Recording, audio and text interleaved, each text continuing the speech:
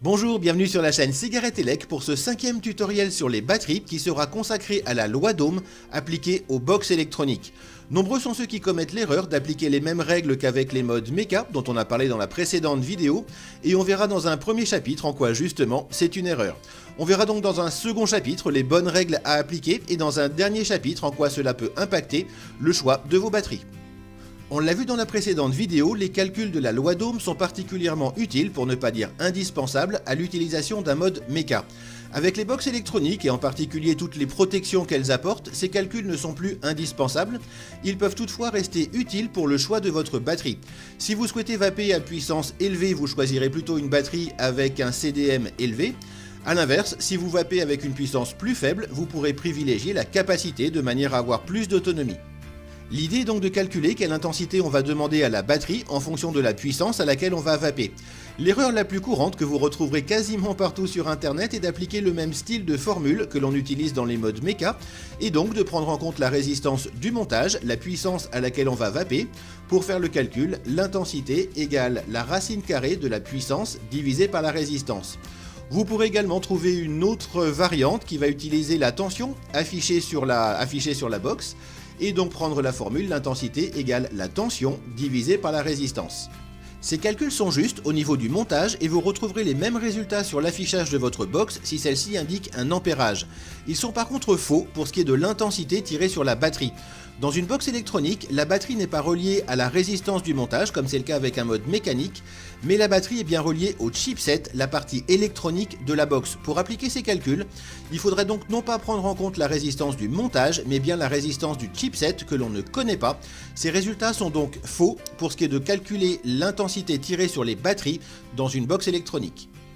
Pour calculer l'intensité tirée sur vos batteries dans une box électronique, on va toujours se servir de la loi d'Ohm bien sûr, mais sous sa forme, l'intensité est égale à la puissance divisée par la tension. On va également modifier un petit peu cette formule de manière à pouvoir l'appliquer si votre box contient 2, 3 ou 4 accus. La puissance retenue va être celle que vous allez programmer sur votre box et pour ce calcul, vous allez retenir la puissance maxi à laquelle vous allez vaper ou éventuellement pour avoir de la marge de manœuvre, la puissance maxi disponible sur votre box.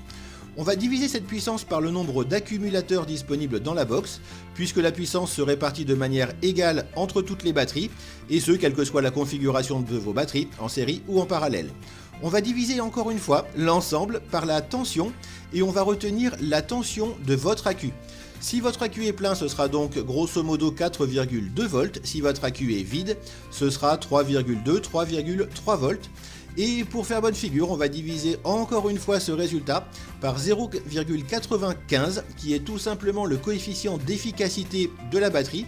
Ce 0,95 prend en fait en compte la perte d'énergie induite par le chipset de votre box. Cette formule a l'air un petit peu compliquée, elle est en fait très simple à utiliser. Si vous souhaitez vaper à 60 watts sur une box double accu, vous taperez simplement sur votre calculatrice 60, la puissance, divisé par 2, le nombre d'accus, divisé par 4,2, la tension de votre batterie pleine, et divisé par 0,95, ce qui vous donnera le résultat 7,5 ampères.